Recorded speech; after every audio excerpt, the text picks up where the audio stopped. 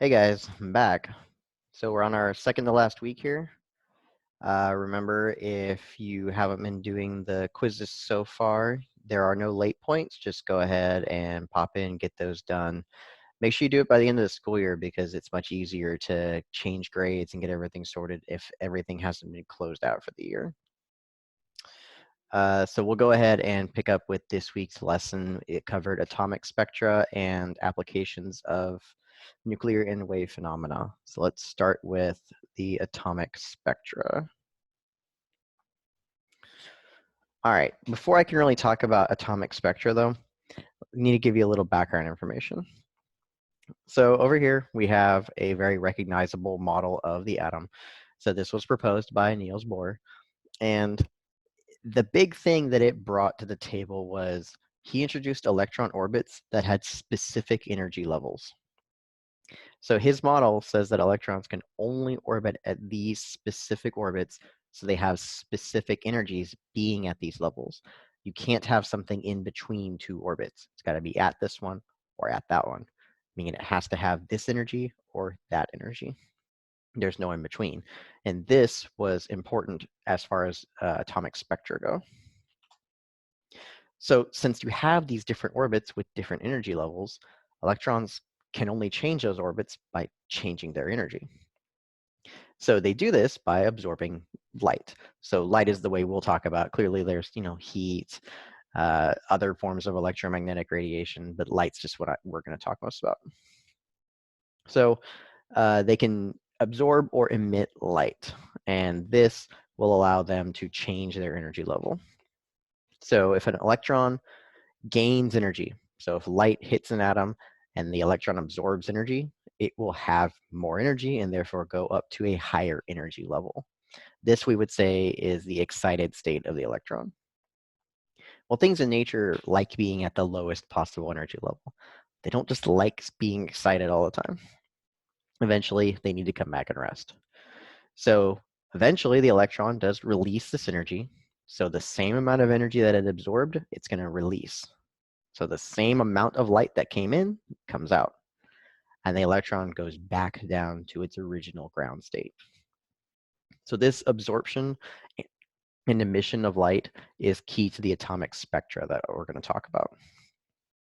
Since it needs specific amounts of energy to jump to these specific orbitals, that tells us that we're going to see specific parts of light absorbed by these atoms. So here we have two spectra. When light is absorbed by an atom, well, I mentioned that it requires specific amounts of energy. So that means specific frequencies and specific wavelengths of light are going to be absorbed by that atom. So those specific wavelengths are specific colors. So here we have the entire spectrum of visible light. It's all the colors of the rainbow.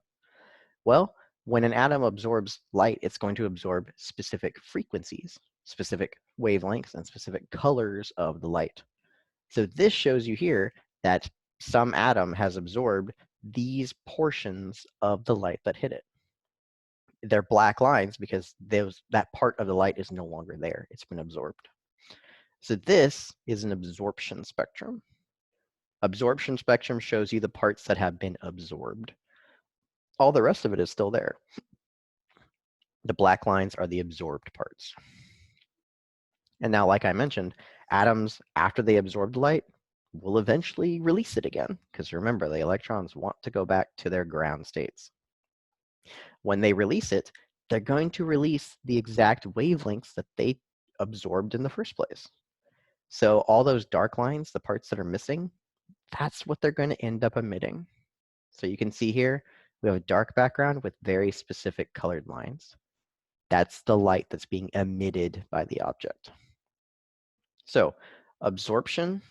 So an absorption spectra tells you the parts that have been absorbed by the atom. And it's going to be a colored background with black lines. Emission spectrums show you what's being emitted. And this is going to be a dark background with colored lines. So they're opposites of each other. Now, specific atoms are going to absorb specific wavelengths of light. So hydrogen is always going to absorb specific things. Helium will always absorb specific wavelengths of light, uranium, and so on. Every single one is different. This actually makes them really, really useful. Since every element has specific wavelengths of light that it's going to absorb and emit, these are like fingerprints, and they're used that way. You can tell what elements are there based on the amount of light or the kinds of light that have been absorbed or emitted. This has been used with our sun, with substances on Earth, with atmospheres of exoplanets, planets that are far away from us outside our solar system. Here's a very basic example of that. So here's a planet far away from us. We're trying to learn more about it. Well, that planet most likely has a star. The star is a big light source. So the light, we've already analyzed the star's light, so we know what we're expecting to find. And then when the planet goes in front of the star, we can see the light coming through the planet's atmosphere. Its atmosphere has substances in it. It's got gases of different kinds. Those gases are going to absorb certain parts of the light. When we look at the light, we're going to see those missing parts, and that tells us what elements are in the atmosphere of that planet. So this is one really big way that astronomers can use to figure out what the heck is at a certain planet. Like, we're trying to find life in other galaxies, or sorry, other solar systems. And if we can find a planet that, let's say, has an oxygen-rich atmosphere, that would be a big indicator to us that, hey, maybe we should look there. So we examine these atmospheres to find what might be there. And atomic spectra is a big way we do that. Now, that was all I really had to say about atomic spectra. The emission absorption spectrum, super important. The idea that the electron absorbs energy, jumps up to a higher energy level, and that when it releases the energy, it goes back down. Super, super important. Now, the other part was medical applications of nuclear and wave phenomena. So I'm going to go through the 6 big applications. First, MRI. Hopefully you are familiar with the idea of an MRI. It stands for magnetic resonance imaging. It used to be called nuclear magnetic resonance imaging, but they changed the name, so the nuclear part didn't scare people. But the nuclear part just refers to the idea that it targets nuclei in your body. So what happens is you have a very powerful magnetic field that is produced, and this magnetic field is going to excite nuclei in the target area of your body, usually hydrogen. So these hydrogen, remember we said when they absorb energy, they get excited. And these atoms don't like being excited. They want to come back down to their ground resting state. So eventually, they're going to release the energy that they've absorbed from the magnetic field. They release it as radio waves. And different parts of your body are going to relax at different times. And so this detector is going to measure when those rays hit, and it's going to be able to produce an image. So you can get really high resolution imaging of soft tissues in your body from an MRI. And since it's just magnetic fields, it's relatively safe as long as you don't have a bunch of metal in your body. CT scan. So CT stands for computed tomography. Tomography just means that it's going to take like cross-sectional slices. So like this, for example, is you can see a cross-sectional slice of the person's torso, it looks like. And so this machine just takes a bunch of x-rays. And it takes them from different angles, and these angles produce cross-sectional images, and they can be combined to produce larger images of a person's body like this one here. So since this one does use x-rays, you are being exposed to radiation, and therefore there is, a small health risk there. Ultrasound. So ultrasound uses sound waves of very high frequency that humans cannot hear, just like the name implies. Thankfully, we can't hear them. It would be terrible if someone went in for an ultrasound and all you heard was "ee," but you don't. Sorry if you're wearing headphones. And usages, everyone's familiar with the common usage of, hey, pregnant woman's gonna go get her baby checked, and you see the fetus. But they are also used therapeutically, so they can be used to break up stony deposits, like say kidney stones, things like that. or other tissues in the body, they are used to actually do treatments, not just imaging.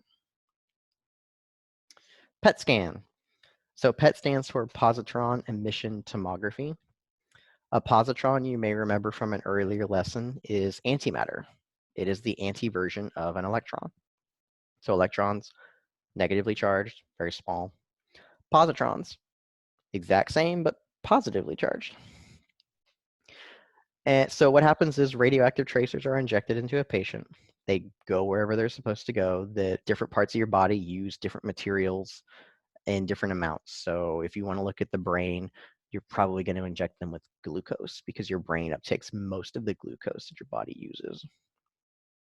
So the glucose will go to the brain, and it's got radioactive tracers to it. So what happens is this material is going to release positrons. And well, positrons, when they encounter electrons, they annihilate each other. And then when they do that, they release gamma rays. And these are what are detected and used to create the images you see here. So over here is the PET scan. So all the colored stuff is showing you the activity, and it's overlaid on a person's MRI. So you can use it to actually see the structures while you're seeing the activity. So this one does involve radioactive material being injected and gamma rays being produced in your body. This one does have radioactivity and a small health risk. LASIK.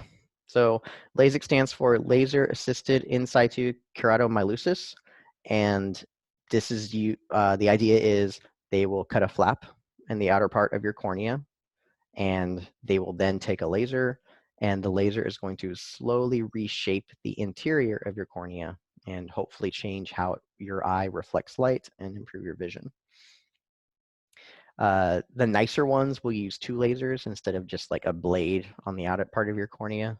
So one laser to open it and the other laser to actually do the reshaping. Since these are just lasers, you're not going to be exposed to any ionizing radiation. So the health risks here just come from the fact that a laser is being shined in your eye. It's not ionizing radiation that could potentially cause cancer or something like that. And last, radiopharmaceuticals. So these are pharmaceutical drugs that contain radioactive isotopes. They can be used to treat diseases or for imaging purposes. I've mentioned them when I talked about a PET scan. And sometimes they are just treatments. But the idea here is it is a drug that has a radioactive component to it. So you can see it's got a special container and radioactive labels all over it.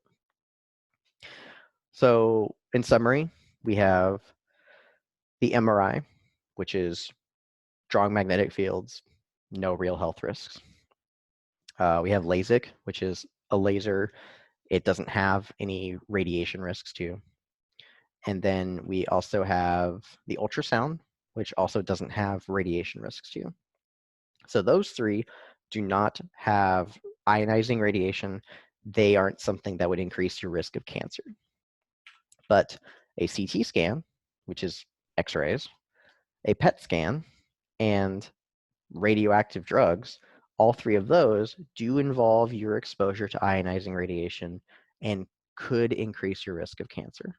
But once again, they are licensed, approved treatments, so the increased risk is relatively low compared to the treatment benefits.